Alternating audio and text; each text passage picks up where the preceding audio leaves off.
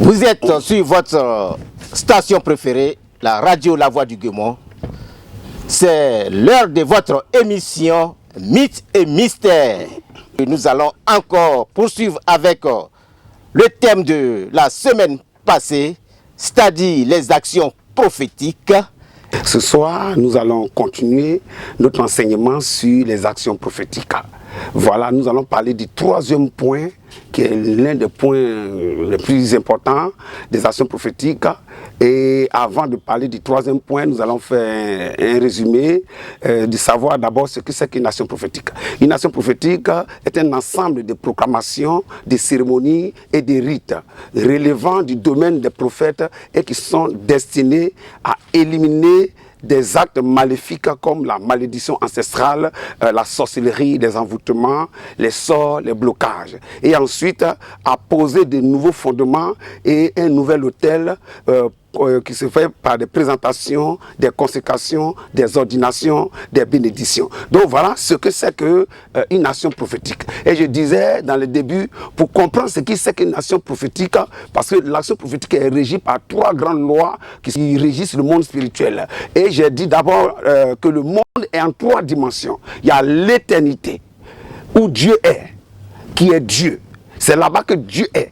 Quand il était là-bas, il n'était pas Dieu. Il était l'éternité, il était dans l'éternité. Donc quand Dieu voulait devenir un objet d'adoration, quand Dieu voulait être adoré, alors Dieu va sortir de l'éternité et il va créer alors un monde qu'on appelle le monde spirituel, ou bien ce que les gens appellent le monde invisible, le monde surnaturel. Voilà. Donc dans ce monde-là, il a créé des lois.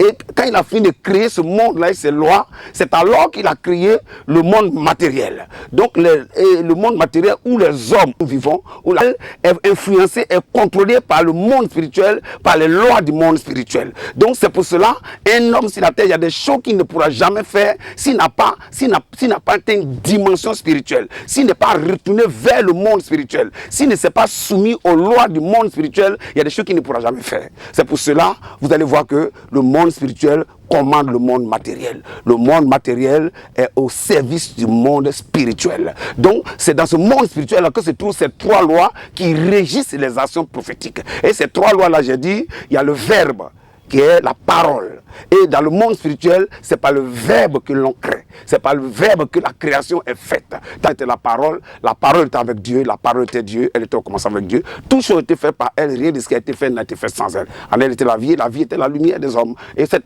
parole a été faite chair, qui est venue habiter parmi nous, et c'est le Seigneur Jésus-Christ. Donc voilà un peu le verbe créateur de toutes choses. Voilà. Maintenant, après le verbe, il y a le signe. Le signe, c'est le moyen par lequel le monde spirituel reconnaît quelque chose en quelqu'un, ou bien c'est le moyen par lequel le monde spirituel reconnaît quelqu'un. Signe là, c'est une loi. C'est ce qui permet au monde spirituel de régir, de suivre, d'être avec quelqu'un, ou bien de montrer qu'il est avec quelqu'un. Donc, vous allez voir que dans le monde spirituel, dans la Bible, Dieu, quand il est avec quelqu'un, il donne toujours des signes pour montrer qu'il est avec quelqu'un. On parle comme ça de l'arc-en-ciel, bien d'autres choses encore. Voilà, par exemple, la naissance de Jésus. Voilà, il y a une étoile, des signes qui montraient qu'un roi était né. Donc, ces signes-là sont les manifestations extérieur qui prouve que Dieu est avec toi, Dieu est dans ce que tu fais. Le monde cautionne, le monde spirituel cautionne ce que tu es ou bien ce que tu fais. La troisième loi aujourd'hui, c'est l'autel. Mais avant de comprendre l'autel, il faut revenir d'abord aux autres lois. Parce que l'autel, en fait, c'est l'ensemble des autres lois, l'accumulation des autres lois, c'est-à-dire la proclamation, le verbe, le signe, mis ensemble, qui va nous conduire maintenant à l'autel. En réalité, quand on parle de signes, il y a quelque chose qu'il faut comprendre. Le signe que l'on produit, j'avais parlé des logos, des sceaux, voilà par exemple, j'avais pris l'exemple quand j'ai parlé des signes, j'avais parlé des marques des voitures. Tout à fait. Quand les gens prennent les marques des voitures, qu'ils veulent envoyer dans le monde spirituel, pour que ça soit reconnu et que le monde spirituel puisse agréer ça, quand ils vont avec ça d'abord, c'est un signe mort. C'est-à-dire, pour que ça soit une nation prophétique, il faut que les trois lois rentrent en action. Quand les trois lois n'entrent pas en action, ça ne peut pas être une nation prophétique. C'est-à-dire, ce n'est pas une nation prophétique accomplie. S'il y a la proclamation, s'il y a les signes, c'est-à-dire les cérémonies, les rites, voilà, S'il y a ces choses, que la troisième loi n'est pas ajoutée, alors ce n'est pas une nation prophétique. Parce que pour que ça soit une nation prophétique, il faut que le signe que nous présentons devienne un signe vivant.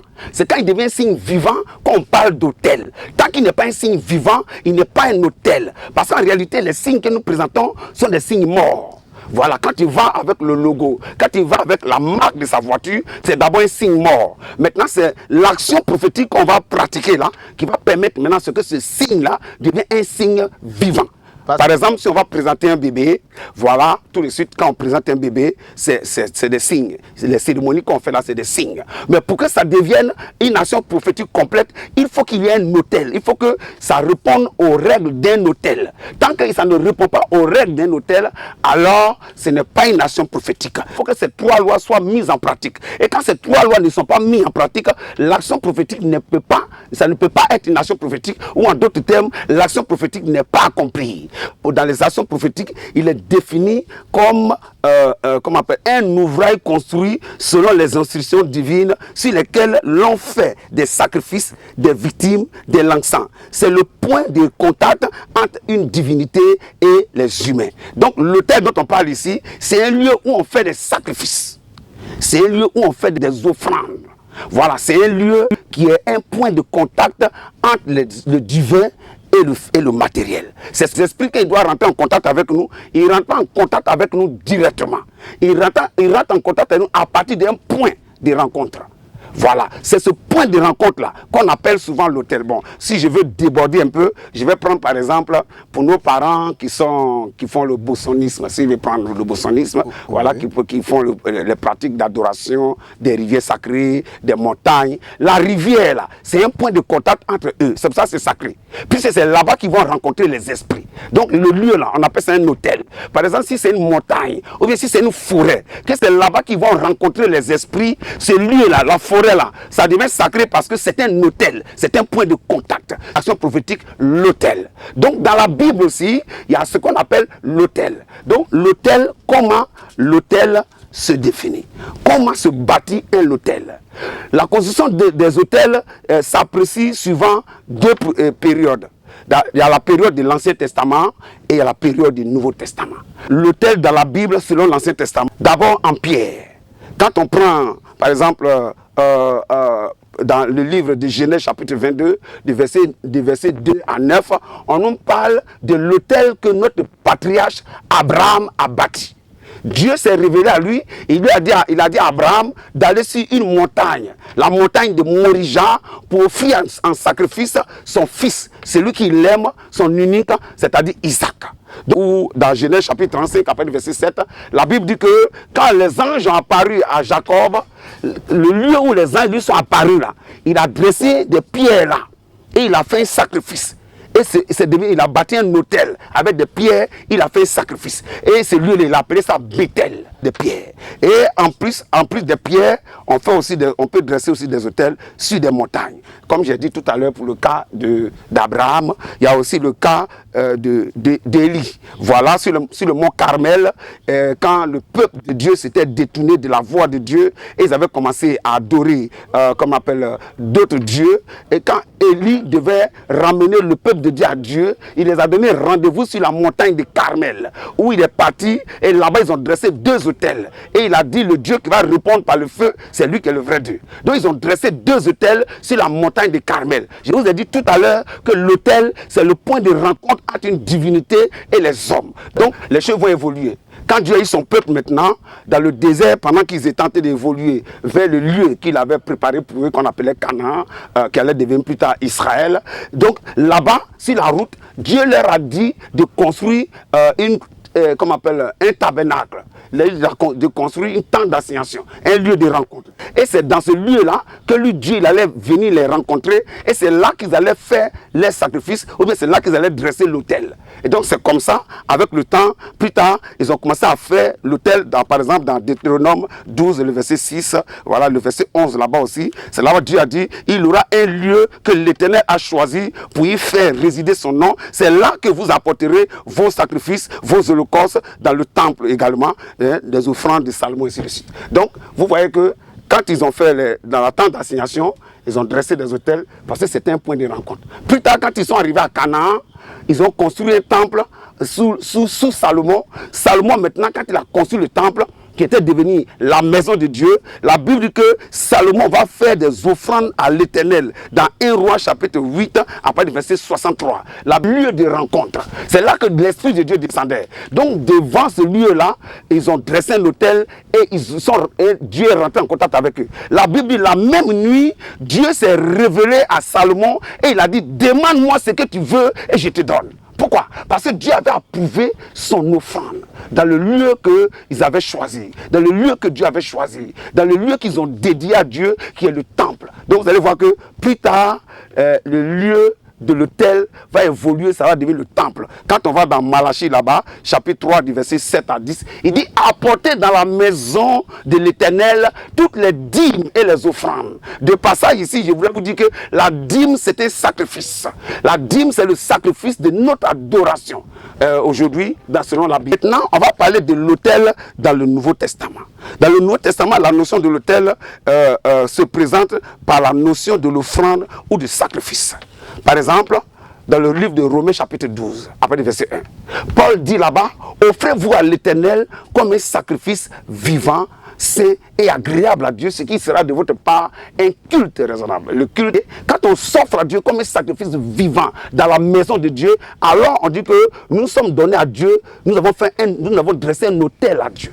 C'est cet autel-là, c'est l'autel de fait que nous sommes donnés. Parce que le sacrifice, c'est l'offrande rituelle à une divinité caractérisée par la destruction réelle ou symbolique ou l'abandon volontaire de la chose offerte, le renoncement ou la privation volontaire à une intention, dans une intention religieuse. Donc quand on dit sacrifice là, c'est le fait de renoncer à quelque chose. Donc Paul nous dit que si on veut faire un culte, c'est-à-dire si on veut présenter un autel d'adoration qui va être pour nous un culte à Dieu, et il faut que nous puissions renoncer à des choses pour que nous puissions être agréables à Dieu. Si on peut parler aussi du sacrifice de Jésus-Christ dans 1 Corinthiens 7, le verset 23. La Bible dit que nous avons été rachetés à un grand prix.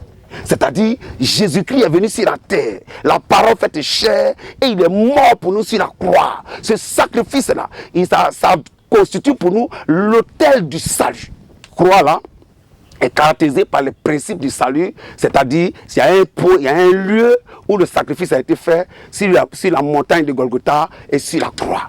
Donc, la montagne de Golgotha est devenue un lieu de rencontre avec Dieu pour tous les pécheurs. C'est un point de rencontre entre le divin et les humains. Donc, ça. Parce que c'est ce qui répond au principe de l'autel. Pour qu'il y ait autel, il faut qu'il y ait offrande. Pour qu'il y ait autel, il faut qu'il y ait sacrifice. Ce que je voudrais que vous compreniez, c'est que entre le mot sacrifice et le mot offrande, c'est deux mots différents. Le sacrifice, c'est ce qu'il faut. L'offrande, c'est ce que tu peux. Ça fait deux choses. Donc pour le salut de l'humanité, ce que Jésus a fait sur la croix, c'était un sacrifice. Parce que la Bible dit que le sang des animaux ne peut pas effacer nos péchés.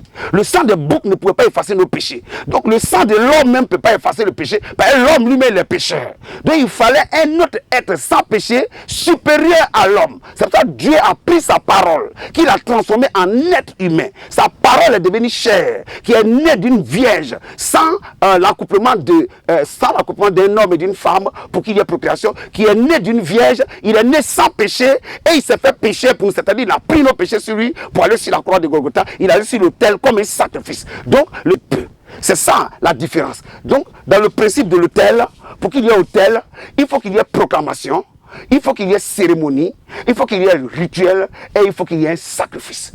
Vous savez le problème de nous les chrétiens. Aujourd'hui, la notion de l'autel a un peu disparu dans les habitudes des chrétiens. Parce qu'ils pensent que le seul sacrifice qui vaille, c'est le sacrifice de Jésus-Christ. Alors que le sacrifice de Jésus-Christ a pour but de nous réconcilier avec Dieu. Dans le monde spirituel, tout ce qui est né est éternel. Donc, dans le monde spirituel, un autel ne meurt pas. Un autel n'est jamais éliminé. Donc nos parents, ils ont posé selon Lamentation 5, 7. Il dit nos parents péchés ne sont plus, mais nous portons les conséquences de leurs péchés. Bien-aimés, nos parents ont péché, ils ont posé des actes abominables, ils ont fait des idolâtries, ils ont fait des pratiques. Mais comme c'est des pratiques qui répondent aux lois du monde spirituel, c'est devenu des choses spirituelles qui sont immortelles. Donc c'est des hôtels qu'ils ont bâtis qui sont devenus immortels.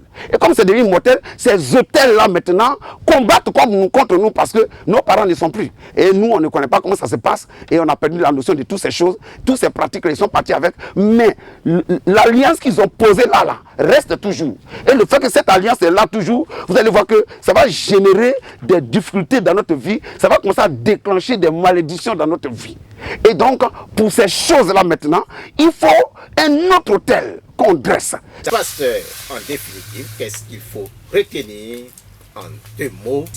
Donc l'action prophétique est une prière très puissante. Voilà qu'il faut pour pouvoir briser des autels, pour pouvoir rendre caduques des puissances maléfiques, pour pouvoir repousser des forces négatives qui s'opposent, qui sont des vents contraires à votre évolution, à votre marche. Donc l'action prophétique, c'est une prière, et une prière très puissante, parce qu'elle rassemble en son sein les 3 grandes lois qui régissent le monde spirituel, qui sont le verbe, qui sont les signes, qui sont l'autel, c'est-à-dire les sacrifices, ou bien les offrandes. Donc voilà un peu ce que je voulais dire. Et tu as besoin d'une action prophétique. Si tu as accepté Jésus-Christ, Jésus-Christ même sa mort sur la croix est un autel. C'est donc une action prophétique. Et pour maintenant ta bénédiction, tu as besoin d'une action prophétique. Si jusqu'à aujourd'hui ta bénédiction tarde, si jusqu'à aujourd'hui les sorciers de ta famille ne sont pas vaincus, si jusqu'à aujourd'hui tu es sous l'envoûtement, tu es dominé par des sorts, tu vois que ta vie tourne en bourrisque,